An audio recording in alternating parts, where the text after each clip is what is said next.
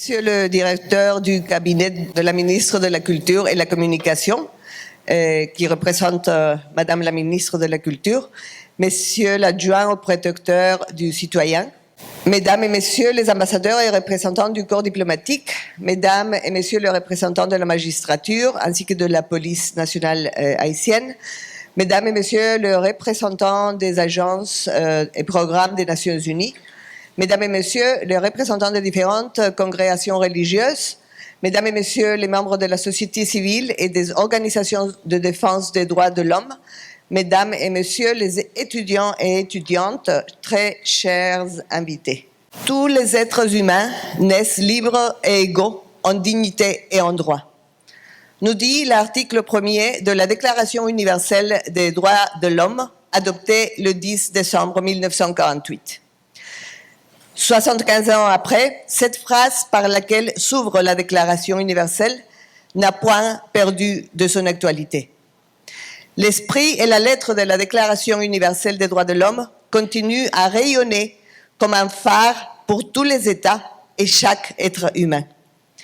Elle nous rappelle en permanence la nécessité de préserver la liberté de chaque individu, de renforcer l'égalité entre les êtres humains et de garantir l'accès à la justice pour tous.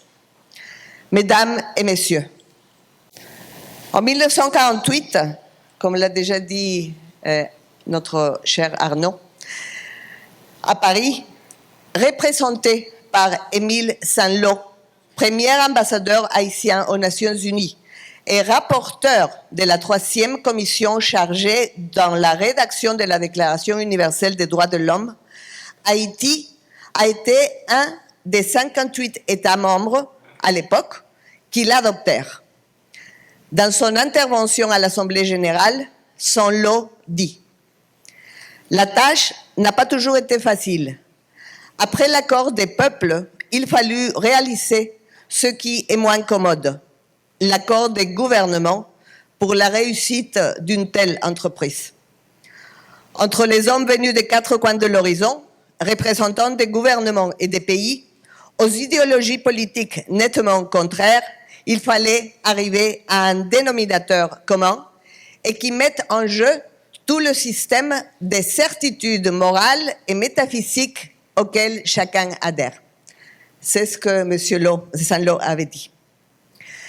Et il faut noter que ces hommes et femmes, bien sûr, réussirent. En Haïti, à un moment où le pays est confronté à de multiples défis, liés notamment à l'expansion de la violence criminelle et le rétrécissement de l'espace civique, les mots de Saint-Lô résonnent.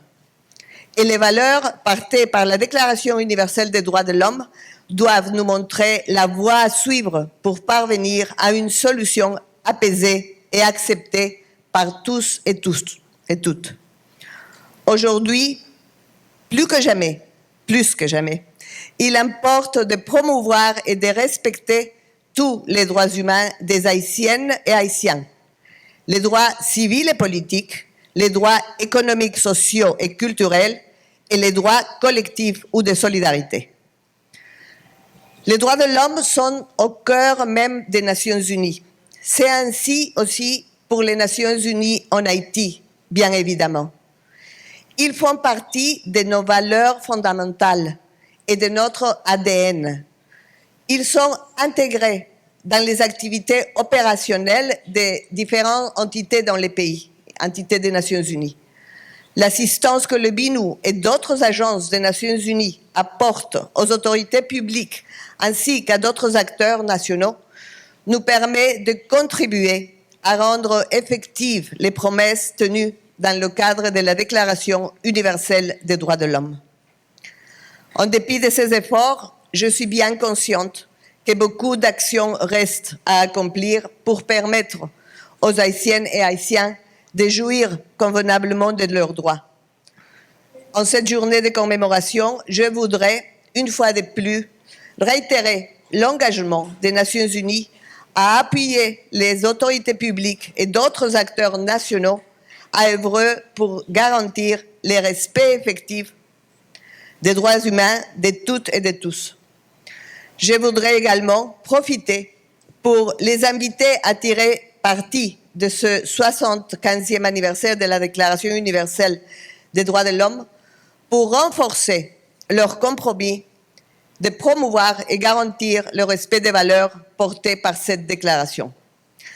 En ce 75e anniversaire de la Déclaration universelle des droits de l'homme, alors qu'Haïti traverse l'une des périodes les plus critiques de son histoire, je voudrais inviter à tout un chacun à ne pas nous arrêter, à renouveler notre adhésion à la défense des droits de chaque personne. En reprenant la pensée d'Émile Saint-Lô, ça, c'est pas toujours un travail facile. Li necessario rivenan yo denominateur commun qui peut n'en jouer tout système, nan moral et métaphysique, côté tout le monde conforme yo. Même si vous là semble longtemps, ensemble n'a réussi. Merci un peu.